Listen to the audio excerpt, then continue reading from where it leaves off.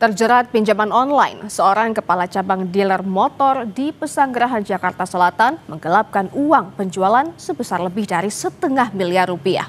Polisi menangkap pelaku usai melarikan diri dan mengganti nomor telepon berkali-kali.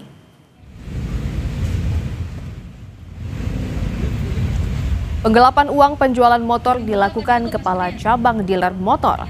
Dari audit internal perusahaan, pelaku ditemukan menguasai dana penjualan 22 unit motor selama Juli hingga Desember 2024 dengan nilai total 572 juta rupiah. Pelaku mengaku pernah memiliki usaha jual beli kendaraan yang gagal dan terjerat pinjaman online yang berasal dari 25 aplikasi yang berbeda. Seluruh hasil penggelapan dana ini diakui pelaku digunakan untuk membayar pinjaman online beserta bunganya.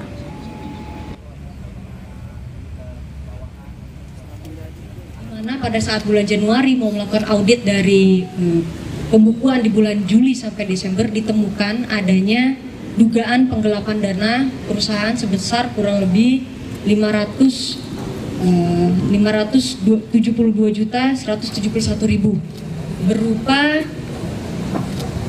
kendaraan roda 2 sejumlah 22 motor. Pada saat melakukan transaksi penjualan kendaraan bermotor, para konsumen sudah melakukan pembayaran baik melalui transfer ataupun melalui pembayaran secara tunai, tetapi uang tersebut tidak ditransfer atau disetorkan kepada pihak perusahaan, melainkan ke rekening pribadi tersangka atau pelaku.